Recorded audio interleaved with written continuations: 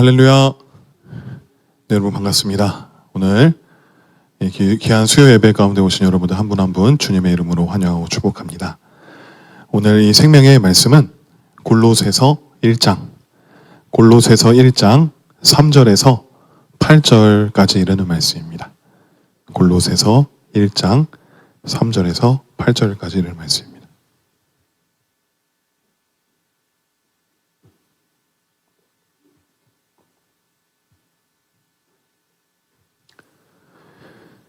자, 우리 다 같이 함께 한 목소리로 합독하도록 하겠습니다. 우리가 너희를 위하여 기도할 때마다 하나님 곧 우리 주 예수 그리스도의 아버지께 감사하노라. 이는 그리스도 예수 안에 너희의 믿음과 모든 성도에 대한 사랑을 들었으며 너희를 위하여 하늘에 쌓아둔 소망으로 말미암음이니 곧 너희가 전에 복음 진리의 말씀을 들은 것이라. 이 복음이 이미 너희에게 이르매 너희가 듣고 참으로 하나님의 은혜를 깨달은 날부터 너희 중에서와 같이 또한 온 천하에서도 열매를 맺어 자라나는도다. 이와 같이 우리와 함께 종된 사랑하는 에바브라에게 너희가 배웠나니 그는 너희를 위한 그리스도의 신실한 일꾼이요 성령 안에서 너희 사랑을 우리에게 알린 자니라. 아멘. 네, 오늘 이 말씀을 통해서 이 복음의 능력이라는 주제로 여러분들과 이 말씀을 함께 나누기 원합니다.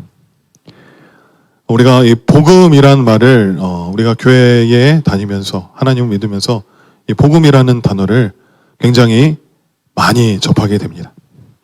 이 복음이라고 하면 우리는 무엇을 생각합니까? 바로 예수 그리스도를 아마 떠올릴 것입니다. 예수 믿는 것을 복음이라고도 우리가 말을 하죠. 이 복음을 이 좁은 의미로는 하나님께서 예수 그리스도를 통해서 행하신 것이라고 정의할 수 있습니다. 그리고 넓은 의미로는 이 복음은 예수님이 죄인들을 구원하시기 위해 행하신 일과 또한 그에 대한 죄인들의 올바른 그 반응을 요구하는 것이라고도 정의할 수 있습니다. 예수님이 죄인된 우리들을 구원하시기 위해서 행하신 일이 무엇입니까? 바로 피 흘림이 없은즉 죄사함이 없느니라 라는 그 말씀에 따라 그 우리의 모든 죄를 사해 주시기 위해서 직접 피를 흘리셨습니다. 바로 십자가에서 모든 물과 피를 흘리사 죽으심으로 우리의 모든 죄를 사해 주셨습니다. 그리고 장사된 지 사흘 만에 부활하시어서 하늘로 승천하셨습니다. 예수님이 이 죄와 사망에서 승리하신 일, 그리고 그 사실을 믿는 일이 바로 복음이라고 말할 수 있습니다. 이 로마서 1장 16절에서 17절 말씀을 보시면 내가 복음을 부끄러워하지 아니하노니 이 복음은 모든 믿는 자에게 구원을 주시는 하나님의 능력이 됨이라. 먼저는 유대인에게요 그리고 헬라인에게로다. 복음에는 하나님의 의가 나타나서 믿음에 이르게 하나니 기록된 바 오직 의는 믿음으로 말미암아 살리라 함과 같으니라. 아멘. 이 바울이 말한 이 복음에 대한 이 말씀이 이 구절에 나와 있습니다. 바울은 이 복음을 부끄러워하지 않는다고 하였습니다.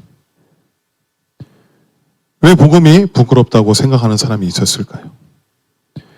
왜 바울은 이 복음이 절대 부끄럽지 않다고 고백할 수 있겠습니까? 그것은 바로 복음은 이 좋은 소식이라는 것을 확신하고 있었기 때문입니다. 그래서 이 복음보다 더 귀한 것은 없다고 믿었기 때문에 이 복음을 위하여서 목숨까지도 아끼지 아니하였습니다. 많은 고난과 역경을 겪으면서도 이 복음 선교에 일생을 바쳤습니다. 하지만 그 당시 많은 사람들은 이 복음에 대해서 회의적이었습니다. 왜냐하면 이 당시에 이 세상에서 그 보기에는 매우 약해 보였습니다. 십자가에 달린 그 한 사람을 구주라고 말하는 것은 이 지혜롭지 않게 보였고 또한 권력이나 그 철학적 깊이를 가진 그 메시지로 보이지 않았습니다. 하지만 바울은 이 세상의 시선이나 평가에 흔들리지 않았습니다. 이 복음의 가치가 이 세상과 견줄 만한 그러한 수준이 아니었기 때문입니다. 그렇기 때문에 바울은 16절에 복음을 부끄러워하지 않는다고 담대하게 말할 수 있었던 것입니다. 그렇다면 이 복음, 이 예수 그리스도의 십자가의 복음에는 어떠한 능력이 있길래 그 복음을 귀하게 여긴 것일까요? 이 십자가의 복음에는 이 놀라운 능력이 있습니다.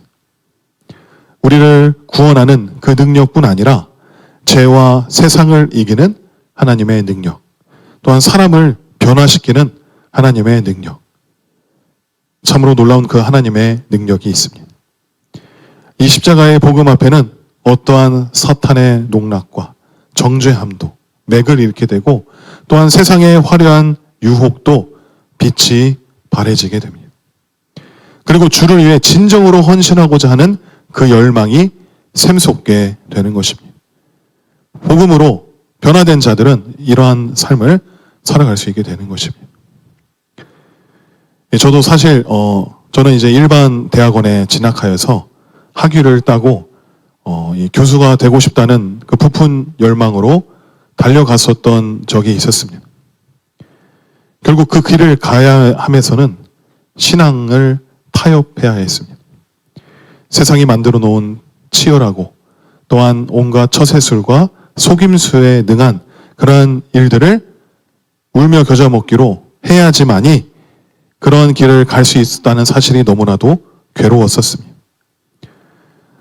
또한 저의 신앙관에 있어서 이 지도교수의 지속적인 고난과 핍박으로 인하여서 저는 결국 그 길을 포기하게 되었습니다. 그만두게 되었습니다. 그래서 그동안 대학원에 진학하면서 여러 가지 일들로 인하여서 신앙이 바닥치게 되었고, 저의 참혹한 그 신앙에 있어서 다시 바로잡고자 하여서 고향 군산에 있는 모교에 돌아가서 다시 주일 성소를 지키며 나름대로 취업을 준비하고 있었습니다. 그러던 중 그 교회에서 이 필리핀 단기 선교 모집이 있었습니다. 그래서 아무 생각 없이 그동안 고생 많이 했으니까 이 선교를 간다는 것인데, 선교라는 것이 사실 그때 당시에는 뭔지도 잘 몰랐습니다. 제대로 알지도 못한 채 그저 고생했으니까 바람 좀 쐬고 오자라는 생각으로 아무 생각 없이 그 선교에 모집에 들어가게 되었습니다. 하지만 돈도 없었습니다. 200만 원이라고 하는데 돈도 없었지만 친한 친구 놈 2명에게 전화해서 한 사람당 100만 원씩 해서 전화해서 100만 원씩 빌려서 비행기 값을 마련하게 되었습니다. 그래서 3주간 이 단기 선교를 가게 되었는데, 그곳에 가기 전까지 계속 사람들에게 이 복음을 전하는 훈련을 계속하였습니다. 왜냐하면 그곳에 가서 실제로 이 필리핀 현지 사람들에게 예수 그리스도의 복음을 전해야 했기 때문에, 그들은 이제 영어도 좀 하고 이제 영어를 못하는 친구들은 이제 따갈로그어를 해야 하기 때문에 영어로 따갈로그어로 복음을 전하고 전도를 하고 교회를 초청하는 일을 해야 하기 때문에 그 훈련을 많이 했었습니다. 그래서 실제로 그 현지인들에게 가서 영어로 따갈로그어로 이 책을 보면서 그들에게 복음을 전하고, 또한 그들을 예배가 있는 날에 교회로 초청하는 그 복음 전하는 일을 3주 동안 하게 되었습니다. 그러면서 참 아무것도 모르고 그저 제가 이제 고등학교 때부터 교회 다니게 됐는데, 뭐 복음 전하는 거가 이런 거구나 하며 이런 식으로 하는 거구나 라고 여겨졌지만, 이 가랑 위에 옷 젖듯이 이 날로 놀라운 그 능력을 보게 되었습니다. 먼저 첫 번째는 이 복음을 전하기 위하여서는 나름대로의 용기가 필요했습니다. 외향적인 사람은, 또한 낯이 두꺼운 사람들은 잘하겠구나, 내향적인 사람들은 이거 하기 힘들겠구나 라고 생각했었지만 그런 것은 전혀 사실이 아니었습니다. 그래서 바로 오직 성령님을 의지하는 마음으로 성령의 역사로 복음을 담대히 전할 수 있구나라는 것을 뼈저리게 깨닫게 되었습니다. 그 전에는 이 사람이 이 복음을 내가 전했을 때 거절하면 어쩌지? 이 사람이 나를 싫어하면 어쩌지? 하는 그 세상적인 생각이 오히려 저를 옥죄고 더 힘들게 만들고 이 복음을 전하기 싫게 만들었지만, 그럴수록 이 복음은 내가 하는 것이 아니라 나는 성령께서 이끄시고 성령께서 고백하게 하시고 또한 그들에게 전하게 해주신다는 것을 실제로 이 복음을 전하면서 성령님을 의지하면서 성령님이 이 복음을 가능케 하시는구나라는 것을 깨닫게 되었습니다. 그리고 그 복음으로 인하여 변하여진 그들을 보게 되었습니다.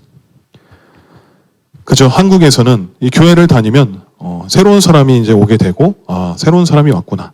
그리고 어느새부터가 열심히 다니는 모습을 보면 그리고 또한 그 사람이 이제 충성된 일꾼이 되는 모습을 보면 은혜를 많이 받으셨나 보다라고 넘겼던 저에게 그 선교지에서는 그 영혼들이 잠시나마 그 복음 메시지를 듣고 예수님을 영접하고 예배의 초청에 응하기까지 사실 쉬운 것은 아니었습니다.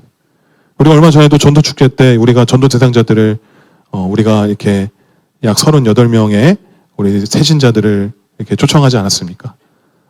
쉽지 않지 않았습니까? 1년 동안 정말 우리가 기도하면서 하루에 3번씩 기도하면서 정말 간절한 마음으로 기도하니 그들이 비록 한 번 나온다 할지라도 그 오는 그 과정이 얼마나 순탄치 않았지 않습니까? 그렇게 그곳에서 한 영혼 한 영혼이 예배 초청이 되어져서 그 현지 교회 성도가 되고 또 그곳에서 찬양이나 또한 주의 여러 가지 일들을 맡는 일꾼이 되어지고 또 나아가서 양육을 받고 하나님을 더욱더 알게 되어지고 그래서 결국 그 현지인 사역자가 세워지고 그 사역자가 그 자국의 목회자가 되거나 혹은 다른 나라의 선교사가 되어서 복음을 전하는 이 재생산의 삶이 되어지는 그 프로세스를 제가 눈으로 그곳에서 생생하게 보게 된 것입니다. 그러니 더욱더 이 복음으로 인하여서 구원받는 것은 물론이거니와 죄와 세상을 이기게 하시고 사람을 변화시키는 그 하나님의 능력을 직접 보게 되니 이 복음의 놀라운 능력을 확실히 체감하게 되었습니다. 그러면서 저는 그곳에서 그 일들을 본 후로 그날 마지막 통성 기도의 시간에 하나님을 뜨겁게 만나게 되었습니다. 그동안 이 대학원 생활로 인하여서 찌들어져 있던 세속적인 마음과 또 여러 가지 방황했던 그 날들, 먼저 세상의 성공을 위하여서 주님을 저버리고 논문을 써야 하니까 연구실 프로젝트를 해야 하니까라는 핑계로 주일 성소를 소홀히 하고 세상 사람들은 다 이렇게 해야 성공해라는 이 얄팍한 생각으로 세상의 일로 합리화했었던 저의 모습이 생생하게 낯뜨거울 정도로 보여지게 되면서 눈물의 회개를 하게 되었습니다. 성령께서 저의 연약함을 보게 해주신 것입니다.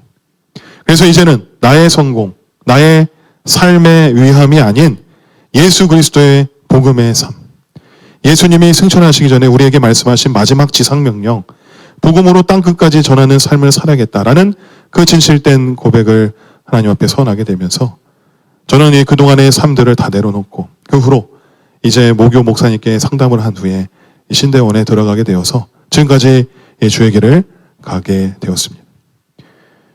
이처럼 예수 십자가의 복음은 이 사람을 변화시키는 능력이 있습니다. 그 복음으로 말미암아 세상에 빛나고 화려한 그 유혹들은 더 이상 눈에 보이지 않게 되고 사탄의 참소도 아무런 영향도 주지 못하는 사람으로 변할 수 있게 되는 것입니다.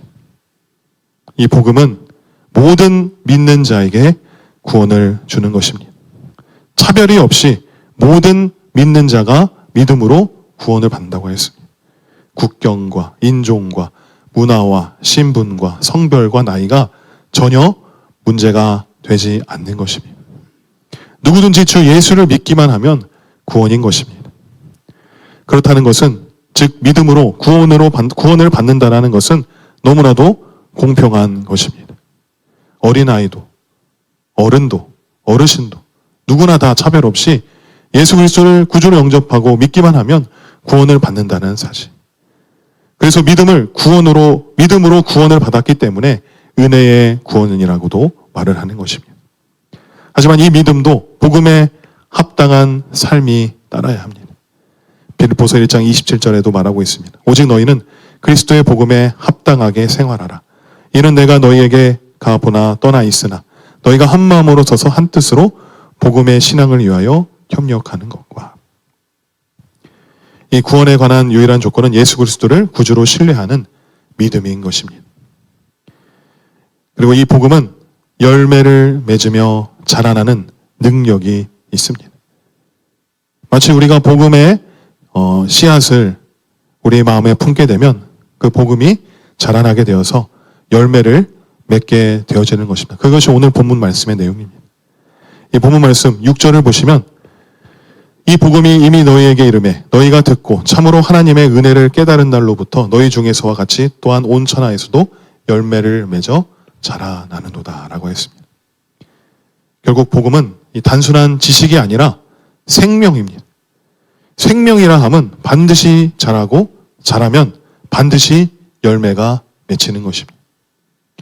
히브리서에서도 그리스도인들이 이 젖만 먹는 초보의 단계에서 자라나서 단단한 음식을 먹고 자라나야 한다고 말하고 있습니다. 그래서 우리 가운데 복음이 심어져 있다면 그 복음은 우리 안에서 성품의 변화, 관계의 회복, 섬김의 열매들을 맺을 수 있게 되는 것입니다. 하지만 개개인마다 변화되는 속도가 다를 수 있습니다. 그 변화의 속도의 차이는 우리 안에 계시는 성령님을 얼마나 의지하고 찾느냐에 따라 달려 있습니다.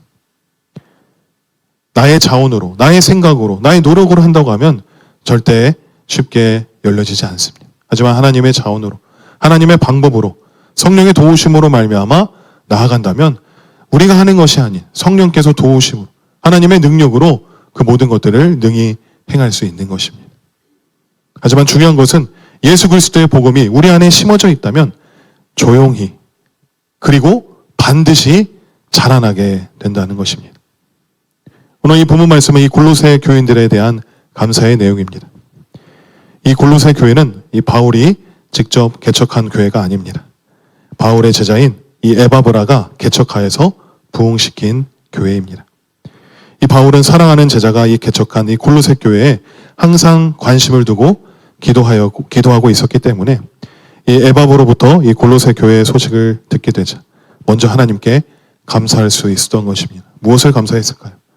이 골로새 교인들의 모습을 보면 이 복음으로 인한 변화, 그 열매 맺음을 볼 수 있었기 때문에 그렇게 변화시켜 주신 하나님께 감사의 말을 하고 있는 것입니다. 이 사도 바울이 이 복음으로 변화된 골로새 교인들을 보고 하나님께 감사하는 내용은 첫째, 골로새 성도들의 믿음에 대한 감사입니다. 이 골로새 교인들이 예수 그리스도 안에서 주님과 1대1의 인격적인 만남을 통해서 그 체험적인 신앙생활을 하고 있는 것에 대해 감사하였습니다. 이 골로새 교인들은 예수님을 지식적으로나 이성적으로만 받아들이지 않고 성령으로 말미암아 개인의 구주로 모시는 체험을 하였습니다. 이 성령을 통한 그 기초 위에서 신앙생활을 하였기 때문에 그들의 믿음은 행함이 따른 살아있는 믿음이 될 수 있었습니다. 그리고 둘째는 이 골로새 교인들의 그 사랑의 교제에 대해 감사를 올렸습니다. 예수님의 그 사랑의 계명이 무엇입니까? 첫째는 하나님 사랑, 둘째는 이웃 사랑인 것처럼 성도들의 그 사랑의 대상은 하나님은 물론 형제 자매까지 포함되어야 합니다. 이 골로새 교인들은 하나님의 사랑에 감동되어서 형제 자매를 사랑하고 더 나아가 이웃을 내 몸과 같이 사랑하였습니다. 말로만 사랑한 것이 아니라 행함과 섬김으로 참 사랑을 실천했던 것입니다. 내가 사는 이 주변의 이웃을 돌보고 고통당하는 사람과 함께 고통을 나누는 것이 바로 사랑입니다. 이 골로새 교인들은 자신들의 사랑을 이웃에 대한 섬김으로 잘 드러내었던 것입니다. 행함이 있는 믿음이 살아있는 것처럼 이 살아있는 사랑도 열매를 맺게 되는 것입니다. 그리고 셋째는 이 골로새 교인들의 천국 소망에 대한 감사입니다. 그들은 예수 그리스도로 말미암아 구원받아서 하나님의 자녀가 되어 하나님 나라에서 받을 영광과 특권을 소유하게 되었습니다. 이 소망이라는 것이 사람들로 하여금 현실의 고통을 넉넉히 이기게 만들어줍니다. 지금 자라나는 우리 다음 세대들, 우리 젊은 청년들은 이 소망이 없다고 합니다. 꿈이 무엇이냐, 비전이 무엇이냐라고 물어보면 없다는 사람이 반절 이상입니다. 그 소망이 없다라는 것, 꿈과 비전이 없다라는 것은 희망이 없다는 것입니다. 왜냐하면 목표를 정하지도 않고 그냥 되는 대로 살아가는 그 삶이 얼마나 위험하고 또 얼마나 외로운 삶이지 않겠습니까? 하지만 이 소망은 사람들에게 현실의 고통을 이기게 해주는 그 희망의 능력이 되는 것입니다. 우리의 그 신앙의 삶도 목표도 없이 결승점도 없이 그냥 마냥 살아가는 삶이라면 분명히 중간에 그만둘 것입니다. 하지만 그 끝엔 기다리는 것이 분명히 있고 또 지금의 고난과 고통과 어려움을 다 상쇄하고도 남을 상급이 기다리고 있다면 분명 그 고통을 감수하고도 그곳을 향해 달려갈 것입니다. 이 골로새 교인들은 예수 그리스도 안에서 천국 소망을 품고 현실의 어려움과 박해를 잘 이겨냈습니다. 이와 같이 사도 바울이 감사한 이 변화된 골로새 교인들의 세 가지 감사는 바로 믿음에 대한 감사, 사랑의 교제에 대한 감사, 천국 소망에 대한 감사입니다. 즉 믿음, 사랑, 소망에 근거하여서 흔들리지 않고 온전한 신앙생활을 하고 있는 것에 대해 하나님께 감사한 것입니다. 이 믿음, 소망, 사랑은 바로 복음으로 인하여 맺은 열매들입니다. 이 골로새 교인들이 이 좋은 열매를 맺을 수 있었던 이유는 이 복음 자체에 능력이 있었기 때문입니다. 복음에는 생명이 있기 때문에 이 자라나는 특성이 있습니다. 깨닫자마자 열매를 맺습니다. 진리를 깨달은 자들은 이웃을 전도하며 열매를 맺습니다. 이번 전도 축제를 통하여서 우리 38명의 영혼을 주님께로 인도하였습니다. 이 지속적으로 나오실 분들이 얼마나 되실지는 확실치는 않지만 중요한 것은 우리가 이 복음의 능력으로 나 혼자 구원받고 천국 가는 그러한 개인적인 신앙이 아니라 이웃에게 예수 그리스도를 전하여서 이 전도받은 사람이 예수님을 믿고 복음을 깨닫게 하여서 또 다른 이웃을 전도하게 되고 결국 그들이 모여서 교회가 성장하며 나가는 것이지 않겠습니까? 예전에 제가 다녔던 모교에 어느 자매가 있었습니다. 그 자매는 고등학생이었는데 그 친구는 굉장히 놀기를 좋아하고 세속적인 연예인 쫓아다니고 그냥 놀기 좋아하는 그러한 자유분방한 학생이었습니다. 근데 그 자매가 교회 체육대회에 처음 전도되어서 그날 함께 재밌게 놀았는지 그 후에 교회에 놀러 계속 나왔습니다. 그때까지는 그저 노는 게 재밌었기 때문에 교회에 와서 함께 크리스마스 행사도 준비하고 또 같이 시간을 보내고 맛있는 것도 먹고 또한 그때는 또 월드컵 기간이어서 축구 응원도 같이 하고 그랬는데 그 자매 아버지가 엄청 엄하셨습니다.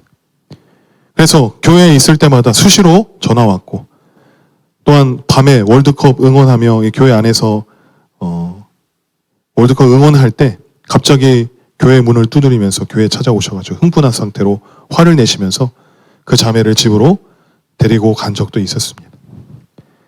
그러다가 그 자매는 이 수련회 때 예수님을 인격적으로 만나게 되어서 신앙이 성숙해지고 가족 구원에 대한 소망이 생기게 되었습니다. 그래서 그 가족들이 전도되어 구원받기를 눈물로 기도를 하게 된 것입니다. 그렇게 약 5년이 지나니 엄마 아빠가 이 크리스마스 때 초청하여지고 그러다가 여동생 남동생도 오게 되어서 결국 그 결실을 맺게 되어 그 가족 모두가 전도되어지는 역사를 제가 직접 보게 되었습니다.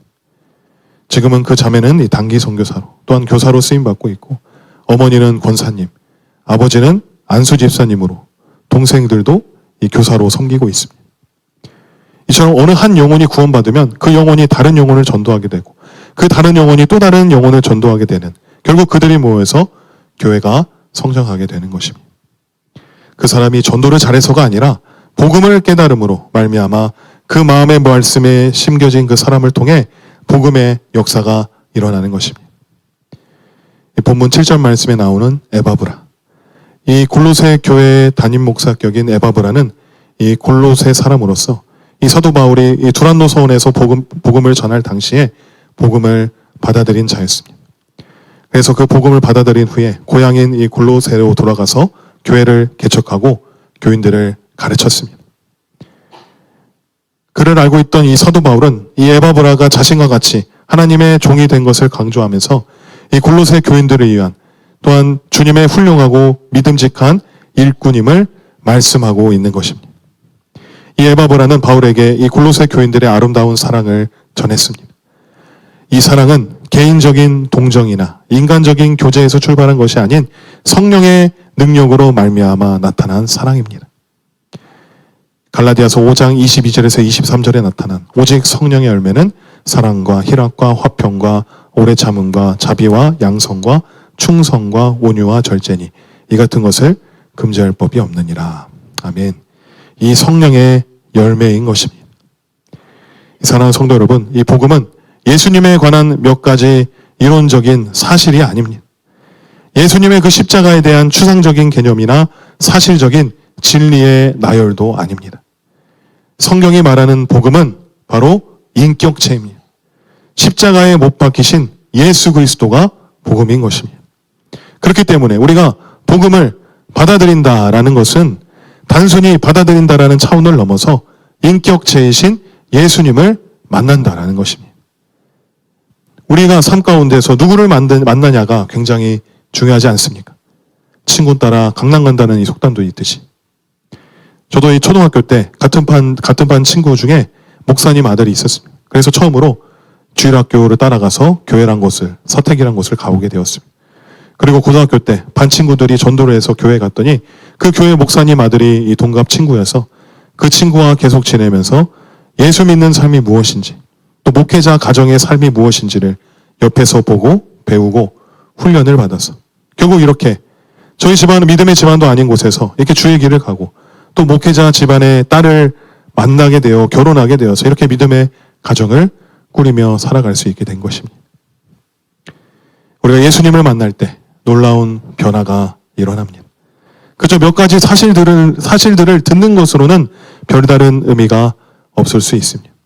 하지만 우리를 위해 십자가를 지신 예수 그리스도를 성령의 조명으로 만나게 되면 확실한 변화가 일어나는 것입니다. 요한일서 1장 1절에서 3절을 보시면 태초부터 있는 생명의 말씀에 관하여는 우리가 들은 바요, 눈으로 본 바요, 자세히 보고 우리의 손으로 만진 바라. 이 생명이 나타내신 바 된지라. 이 영원한 생명을 우리가 보았고 증언하여 너희에게 전하노니 이는 아버지와 함께 계시다가 우리에게 나타내신 바 된 이시니라. 우리가 보고 들은 바를 너희에게도 전함은 너희로 우리와 사귐이 있게 하려 함이니 우리의 사귐은 아버지와 그의 아들 예수 그리스도와 더불어 누림이라. 아멘. 우리들에게 있어서 복음은 인격체이신 예수 그리스도라는 사실을 분명하게 알 수 있습니다. 방금 이 말씀에 이 사도 요한이 전한 복음은 단순히 복음을 듣는 것이 아니라 눈으로 보았고 주목하여 보았고 또 손으로 만져본 것이라고 했습니다. 요한이 말하는 이 생명의 말씀, 영원한 생명은 모두 똑같은 것으로서 그가 들었을 뿐 아니라 눈으로 보고 손으로 만져본 예수님 자신이었습니다. 그래서 우리 모두가 인격체이신 예수님을 만나기를 더욱더 힘써야 하는 것입니다. 그게 복음인 것입니다. 만나야 한다는 것은 그냥 맹목적으로 만나려고 그냥 힘쓰는 것이 아니라 주님을 더욱더 알기를 힘써야 만날 수 있는 것입니다. 주님을 더욱더 알려면 예수님을, 인격체이신 예수님을 우리가 알려면 예수님과의 더욱더 친밀한 가운데 나아가야 하는 것이지 않습니까? 말씀을 통하여서, 다윗의 장막을 통하여서, 기도를 통하여서, 영성 얘기를 통하여서, 1분 게임을 통하여서 우리는 언제든지 주님과의 친밀한 가운데 나아갈 수 있는 시간과 기회가 다 동등하게 있습니다. 우리 안에 계시는 성령님을 간절히 찾으면 성령께서는 반드시 그 성령의 조명을 통하여서 주님에 대해 가르쳐 주시고 감동을 주시고 그 친밀한 가운데 인도해 주십니다. 오늘 본문 말씀의 이 골로새 교인들도 복음으로 인하여서 예수님을 인격적으로 만나고 인격체이신 예수님을 늘 만나게 되어 그 열매를 맺었지 않습니까? 그 믿음과 소망과 사랑의 열매를 맺게 되었습니다. 그저 정해진 시간에 공예배를 가운데 나아가서 그 예배만을 드리는 이 초보의 단계에 넘어서서 자라나는 신앙으로 나아가기 위해서는 인격체이신 예수 그리스도와의 만남이 이루어져야 될 줄로 믿습니다. 우리에게 주어진 시간을 헛되이 보내지 말고 각자의 처소에서 우리가 공부를 하든 일을 하든 무엇을 하든 예수 그리스도를 항상 마음에 모시어서 늘 교제하며 함께하는 자들이 되어서 십자가의 복음으로 변화되어 하나님의 귀한 자녀로 예수님의 가장 친한 친구로 성령님의 단짝으로 살아갈 수 있는 저와 여러분들이 되기를 주님의 이름으로 간절히 축원합니다. 아멘. 우리 시간 함께 찬양하시면서 우리 기도하는 시간 갖도록 하겠습니다.